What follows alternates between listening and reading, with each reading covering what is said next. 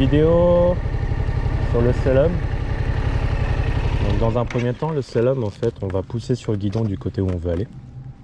Donc si je veux aller à gauche, on va pousser à gauche. Si je veux aller à droite, on va pousser à droite sur le guidon. Et en fait, c'est le fait de faire un point de force d'un côté qui permettra d'incliner la moto. Il y en a, ça leur paraît un peu bizarre de dire, bah tiens, je vais pousser à gauche, la moto va aller à gauche. Sauf que là, le guidon, il tourne à droite. Parce que là, on est à l'arrêt. Vous avez, quand vous roulez, l'effet gyroscopique, donc le fait de donner de la vitesse à quelque chose qui ne tient pas son équilibre, va permettre de tenir justement son équilibre. Donc le fait de rouler au-delà de 30-35 km/h, la moto elle ira tout droit, on ne pourra plus tourner le guidon. Donc c'est vraiment le fait de faire un point de force, même chose avec les appuis, toujours se mettre sur la pointe des pieds pour avoir plus de poids, d'appui. Le fait de mettre un point de force permettra à la moto d'aller d'un des deux côtés. Je vous le montre, puis après on parle du sol.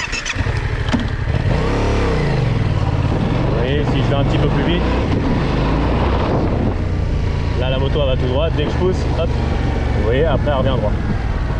Parce que justement il y a l'effet gyroscopique qui se met en place. Donc, pour le slalom. Alors, cette partie-là n'existe pas. Là, le retour, là, c'est juste pour ça. Le slalom, vous devez être en troisième avant le premier cône du slalom, peu importe l'allure. Ensuite, la mesure va être prise au troisième cône du slalom. Donc, troisième avant le premier cône, ce qui ne veut pas dire aller vite. Et la mesure, elle est prise au troisième cône là-bas. Donc, le troisième cône, celui qui est après le cône bleu. Et du coup, la ligne, c'est 7. Donc, on doit être pris à 40 km/h, notation radar de l'inspecteur. Ce qui veut dire que sur la moto, on estime toujours 3, 4, voire un petit peu plus, en fonction des motos en plus. Donc là, ça sera à peu près 44-45. Ce qui veut dire qu'après, on n'est plus limité.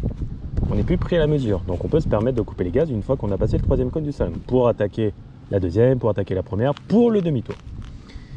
L'erreur que vous avez tendance à faire, vous avez tendance à rentrer fort parce que vous dites « Ah, il faut 40 km/h, donc on rentre fort ». Quand vous êtes sur la route avec une voiture, quand vous rentrez dans un virage, vous ne rentrez pas à pleine balle, vous ne freinez pas dedans pour sortir moins vite que ce que vous êtes rentré. Bah là, ça va être le même principe.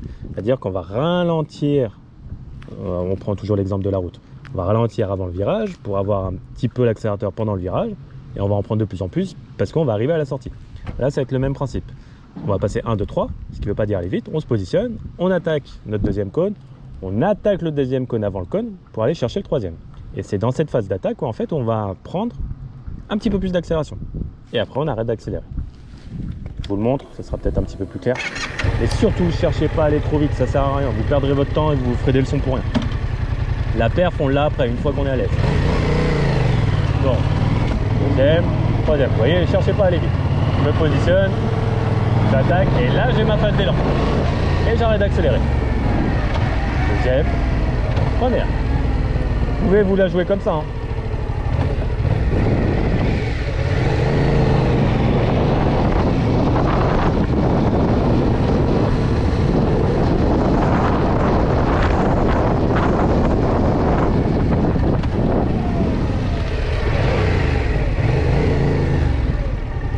Vous le refaites.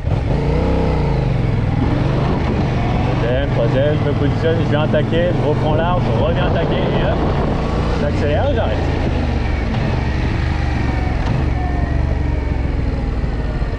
Et comme ça, j'ai le temps de me concentrer sur mon demi-tour.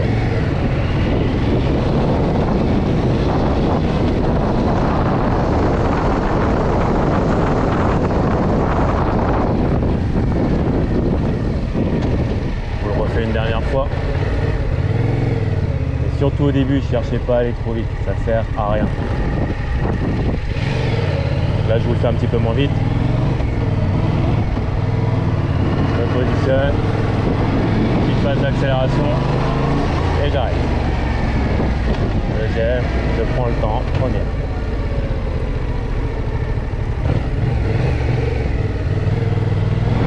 Surtout, le fait de bien ralentir, en fait, vous avez le temps de vérifier que vous êtes bien en première et pas en neutre.